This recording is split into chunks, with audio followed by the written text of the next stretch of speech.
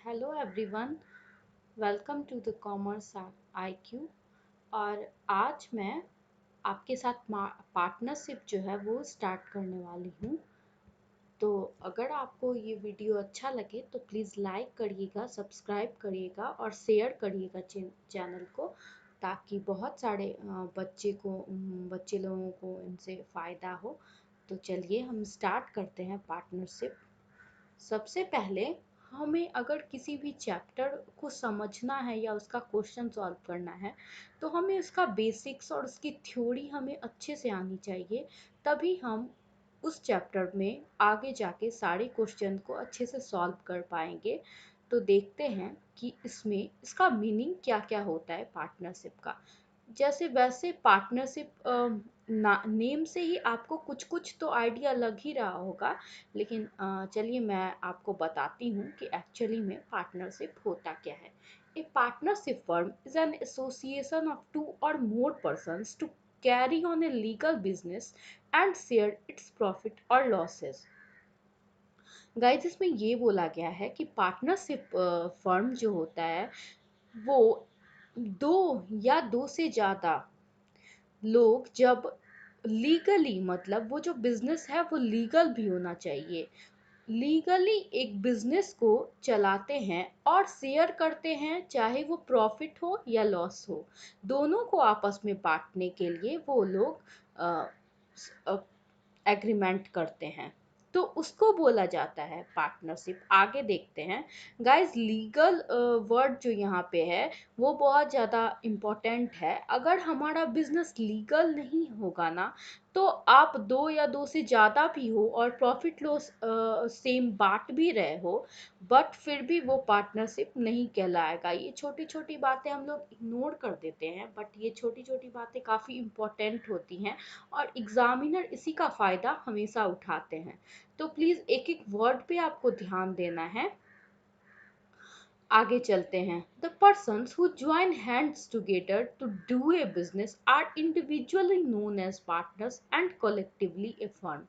इसमें ये बोला गया है गाइस कि वो दो वो पर्सन्स जो मतलब एक दूसरे के साथ बिजनेस करते हैं, और इनको इंडिविजुअली जो है एक पार्टनर्स बोला जाता है।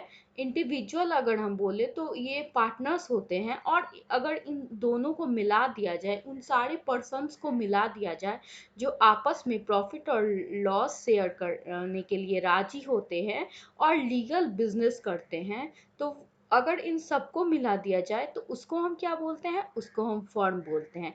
इंडिविजुअल में वो पार्टनर्स हो जाएगा, और जब हम सब कुछ मिला देंगे तो वो फर्म बन जाएगा। आई होप आपको इतना समझ में आया हो।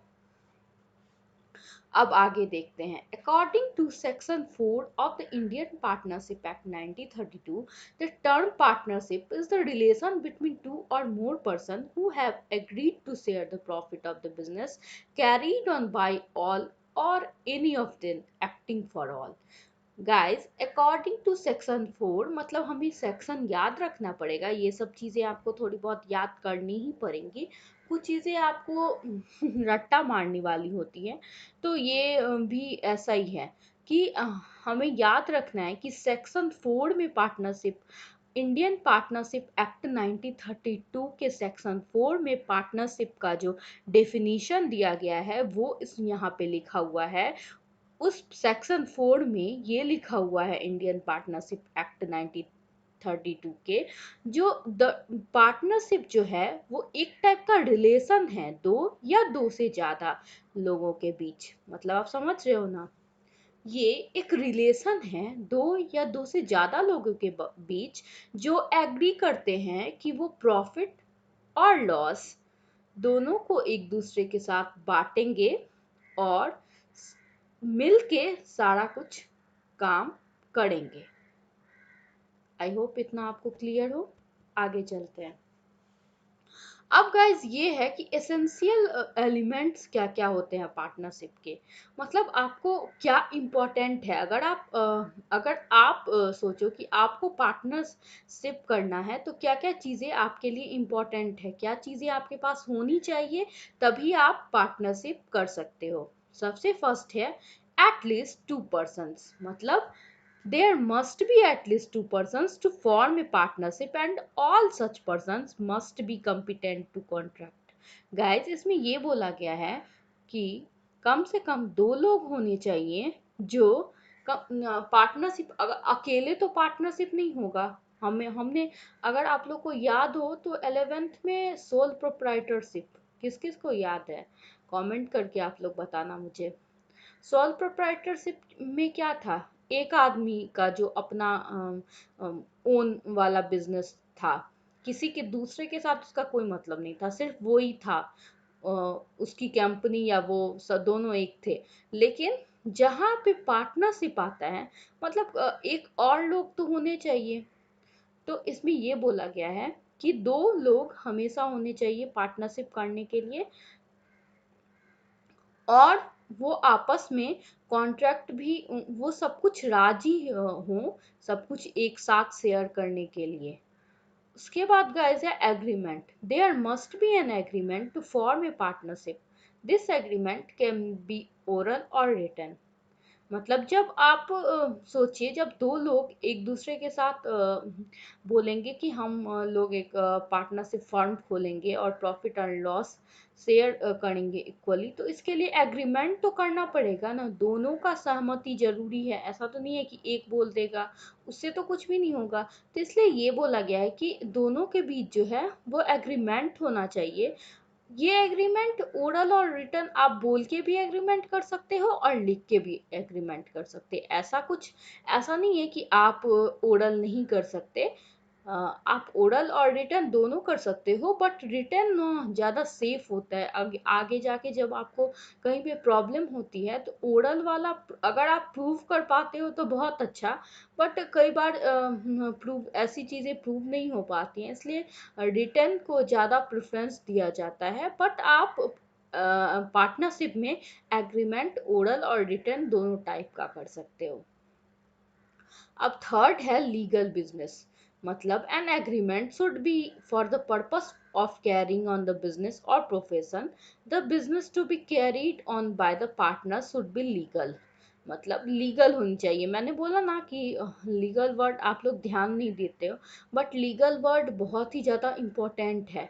गाइस आप ही सोचिए, अगर आप ऐसी चीज़ें का बिजनेस करोगे जो सरकार ने बैन कर रखा है, एग्जाम्पल के तौर पे बिहार में जैसे लिक्विड जो है वो बैन है, अगर आप वहाँ पे सरकार के खिलाफ जाके लिक्विड का शॉप खोल रहे हो, पार्टनरशिप कर रहे हो, तो भी वो आपका पार्टनरशिप नहीं कहलाएगा। तो सबसे ज़्यादा इम्पोर्टेंट ये है कि आप जो भी बिजनेस कर रहे हो वो लीगल होना चाहिए, कानूनी रूप से वो एकदम सही होना चाहिए। तो थर्ड ये था। अब आगे चलते हैं हम लोग।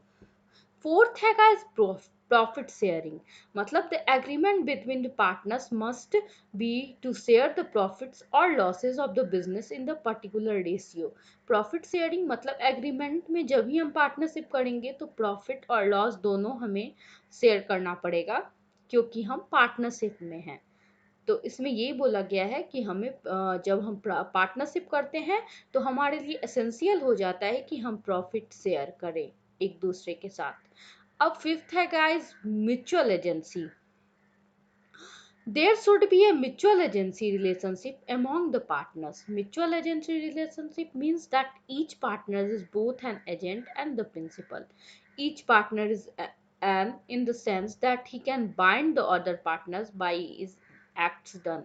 मतलब ये बोला गया है गाइस कि अगर एक पार्टनर्स, म्यूचुअल एजेंसी का मीन्स ये होता है कि हम दोनों के बीच में एक ऐसा रिलेशनशिप होता है कि अगर आप एजेंट भी हो और प्रिंसिपल भी हो। मतलब ये होता है कि अगर एक पार्टनर ने बोल दिया कि ये काम होगा किसी कस्टमर्स को, तो आपको वो चीज़ माननी ही पड़ेगी। मतलब क्योंकि आपने सारा एग्रीमेंट किया है, तो उस पार्टनर ने भी, अगर आप नहीं थे वहाँ, या तो आप बाद में ये नहीं बोल सकते नहीं मैं तो नहीं था, मैं या मैं इससे अलग हूँ, क्योंकि आपने एग्रीमेंट की है। तो आप उस पार्टनर ने अगर वो किसी चीज़ के लिए लायबल है, तो आप भी उसके लिए लायबल हो। तो इसलिए बोला जाता है कि हम एजेंट भी खुद ही होते हैं और प्रिंसिपल भी हम ही खुद ही होते हैं। उसके बाद सिक्स्थ है number of partners. The minimum limit of the partners in A firm is 2 and maximum number of partners in banking firm should be 10 and the other firm should be 20। मतलब हम कितने लोगों से स्टार्ट कर सकते हैं, तो सबसे पहले ही हमने पढ़ा था दो या दो से ज़्यादा। तो दो तो होने चाहिए, मिनिमम दो तो होने ही चाहिए। लेकिन मैक्सिमम का maximum number of partner banking firm में, मतलब अगर आपका बैंकिंग से रिलेटेड फर्म है, तो आप का मिनिमम जो है वो 10 होना चाहिए, मैक्सिमम जो है वो 10 होना चाहिए। और अदर फर्म, अगर बैंकिंग आपका नहीं है तो अदर फर्म है तो 20 होना चाहिए। मतलब मैं फिर से एक बार आपको समझाती हूँ कि अगर मिनिमम है, आप दो लोग होने चाहिए मिनिमम। और अगर आपका बैंकिंग फर्म है तो मैक्सिमम 10। और अगर आपका बैंकिंग फर्म नहीं है, अदर फर्म है, तो मैक्सिमम 20। आई होप आपको इतना समझ में आया होगा। और thank you so much guys. Please आप लोग लाइक शेयर और सब्सक्राइब प्लीज़ करिए, ताकि ये चैनल अच्छे से ग्रो कर सके। और आप लोगों को अगर कोई भी और किसी सब्जेक्ट का वीडियो चाहिए जो आपको इकोनॉमिक्स, अकाउंटिंग या बिजनेस स्टडीज़ का, आप 11th में हो या 12th में, आप मुझे कमेंट करके बताना, मैं उस पर ज़रूर वीडियो लाऊंगी। तो लाइक शेयर एंड सब्सक्राइब कर लीजिए।